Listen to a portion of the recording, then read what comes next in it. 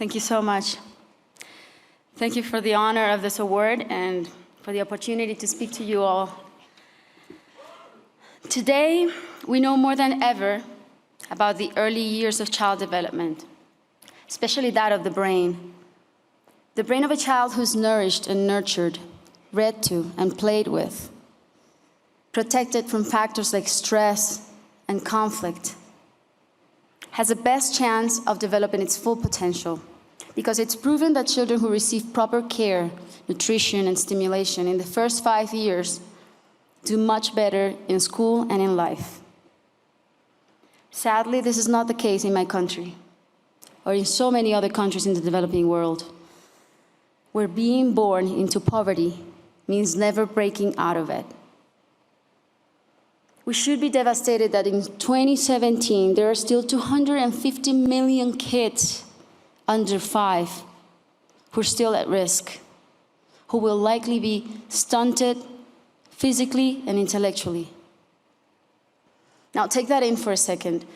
We're talking about nearly the population of an entire country the size of the US. This is a tragedy for those children and an epic failure for all of us.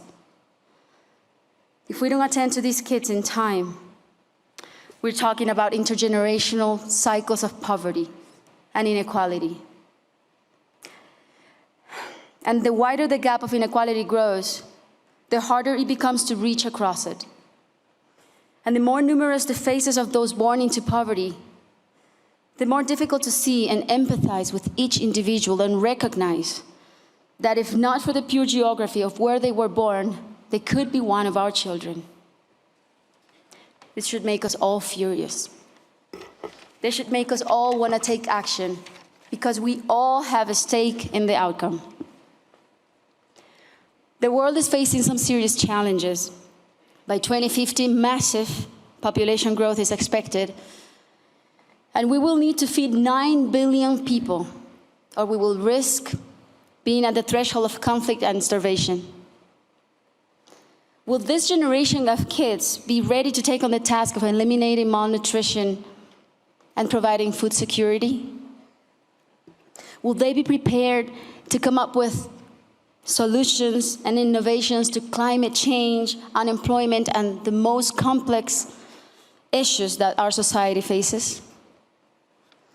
Who will help us manage our resources more efficiently and sustainably going forward from here to the next 20 years? It's your kids. It's Milan and Sasha, my kids. And it's those 250 million kids at risk who need us to tip the scales back in their favor. Today's babies will drive tomorrow's business.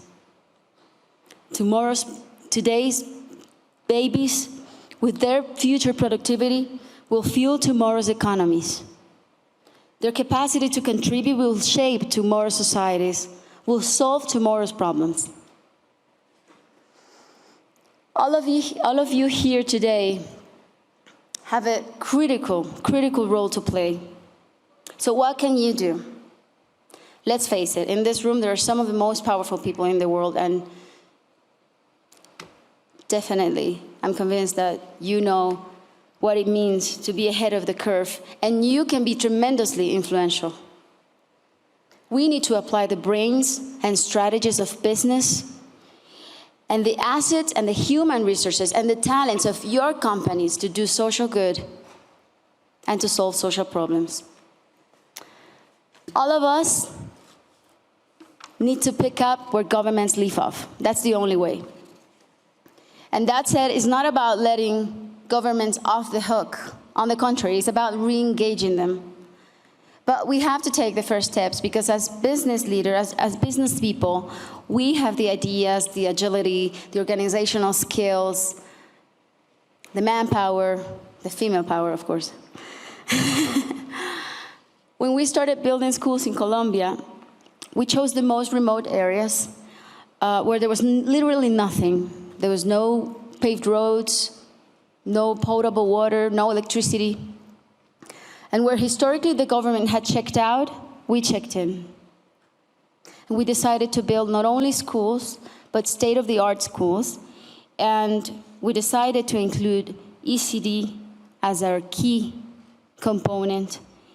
And we created comprehensive programs, a comprehensive model that included as well school feeding programs, parent and teaching training. We engaged the government as our strategic partner, and we made it nearly impossible for them to say no to doing their part. So the transformation in these communities could be seen immediately, from the jobs generated to the hope inspired, but the improvements to the infrastructure were jaw-dropping. Electricity and potable water were made accessible, roads were paved, malnutrition plummeted, and the best part of all, the students responded academically so well that now those kids who could have been recruited by guerrillas or drug traffickers are on their way to the university, or are in the university as we speak, or are thriving in their communities. So now I don't have to call the governments as often, thank God. Now they call us, wanting to build more schools, wanting to invest more. So I'm not suggesting it's easy, but there is an exit strategy to poverty. And it's getting those 250 million kids who are at risk, who need access to quality ECD programs so they get in school and stay in school. We have to push governments to invest more on ECD. We have to invest in campaigns for public awareness. We have to make access to pre-K education free. And we have to create a fund for education, just like AIDS and malaria and tuberculosis have their own fund. I know I can sound vehement, as Bono once called me, and it's because I am. He's completely right. And I know I can drive some people nuts with my insistence, but it's only because I'm so passionate. And the reason why I'm so passionate is because I've seen it with my own eyes. I've seen what education can do, what the investment in education can do. Miracles. And believe me, there is nothing more fun and satisfying than seeing a child who had almost no possibilities to succeed, flourish, and thrive, and perform well in life. For me, it beats even winning a Grammy any day. We can't press pause and ask those kids to wait to grow up until we have it all figured out. There isn't a moment to lose. We need to invest in humans. It's the smart thing to do, the strategic thing to do, and the just thing to do. Thank you.